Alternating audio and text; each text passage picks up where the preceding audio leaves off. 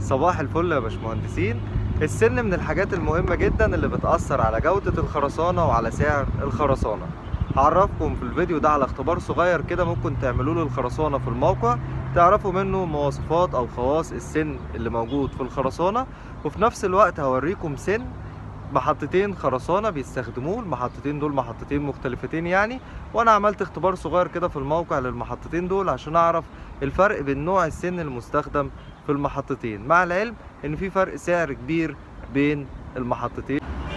التجربة يا باشمهندسين عبارة عن ان انت بتجيب شوية خرسانة، ممكن في ايدك او في جوانتي او في كيس ايا كان، وتغسلهم بالمية علشان يظهر معاك السن اللي موجود في الخرسانة مغسول بالشكل ده كده، يعني من غير رمل ومن غير اسمنت ومن غير اي اضافات.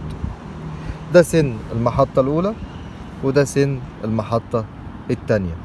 لو لاحظتوا كده هتلاقوا ان المحطة الاولى دي السن بتاعها عبارة عن في هزازة رمل، في سن زيرو، في سن واحد، في سن اتنين، وهتلاقوا ان لونه قالب على بني او قالب على بيج بالشكل اللي انتوا شايفينه ده. ده سن المحطة التانية. لو بصيتوا كده هتلاقوا فيه حجمين، اللي هو سن واحد وسن اتنين، وهتلاقوه لونه ابيض وقوي جدا مقارنة بالسن التاني.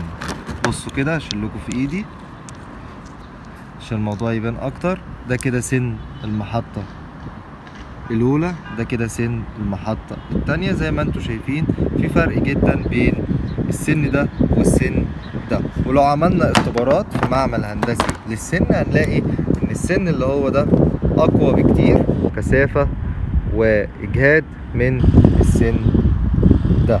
علشان كده لازم تعتمدوا عينة من السن المستخدم في الخرسانة قبل ما تتعاقدوا مع المحطة، ولازم تختبروا السن اللي جاي لكم في الموقع على الطريقة اللي قلت لكم عليها. هتجيبوا شوية خرسانة في ايديكم او في جوانتي ايا كان، وتغسلوها بمية من الاسمنت والرمل والاضافات اللي عليها، وتشوفوا السن مطابق للعينة اللي انتوا معتمدينها قبل ما تشتغلوا مع محطة الخرسانة او لا.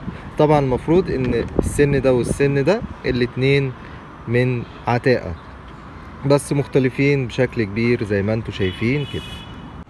واللي بيخلي السن يأثر على جودة وسعر الخرسانة ان كل متر مكعب خرسانة فيه 8/10 متر سن، يعني كمية السن في الخرسانة كبيرة جدا. علشان كده لو السن جودته كويسة الخرسانة طبيعي جودتها هتبقى كويسة، ولو السن جودته ضعيفة حتى لو محتوى الأسمنت عالي برضو جودة الخرسانة أو إجهاد الخرسانة هيكون ضعيف أو قليل.